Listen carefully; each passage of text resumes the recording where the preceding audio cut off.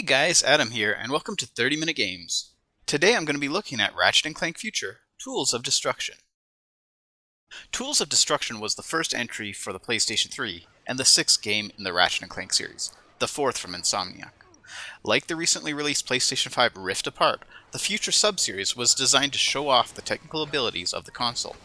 Perhaps because of its artistic style more than anything, Tools of Destruction feels more like a 3D platformer than the third-person shooter it bills itself as.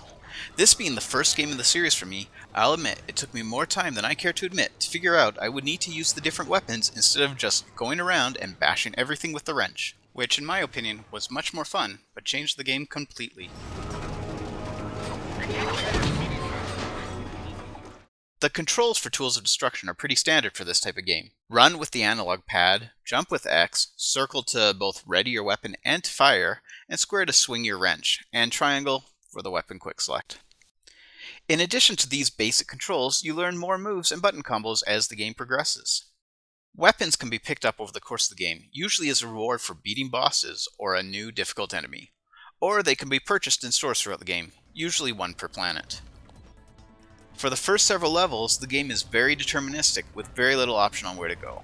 However, eventually you find and fix a spacecraft which allows you to go back to previously explored areas.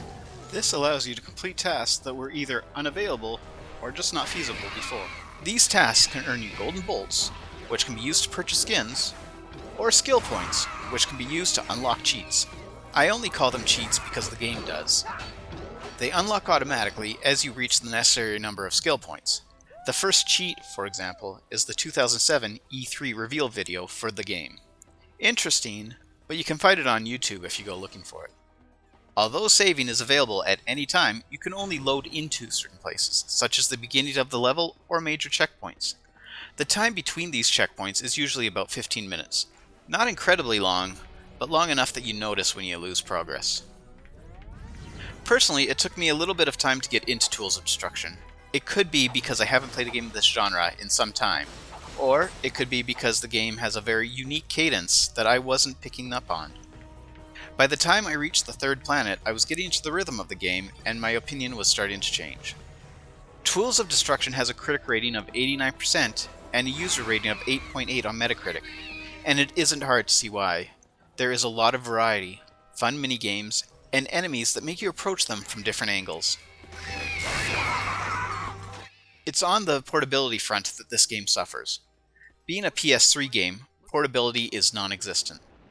Although you can play the PS2 parts of the series on PlayStation Vita, and both the PSP and PS Vita have their own entries into the series, this particular game requires a console.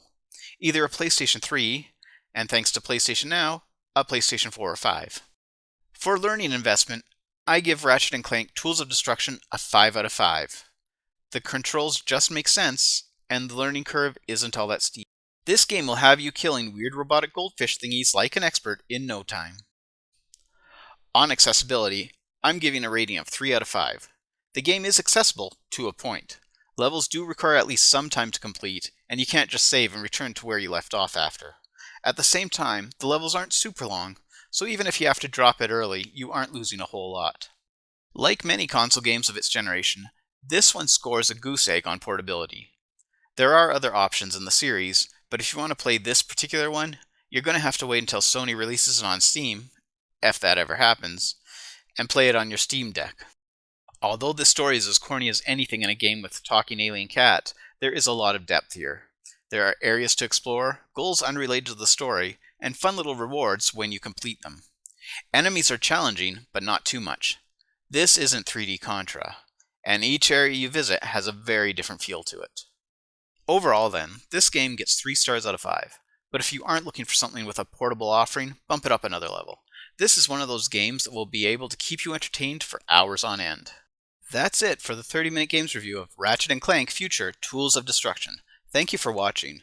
Please like and subscribe if you found it useful, and if you have any suggestions for future games to cover, please let me know.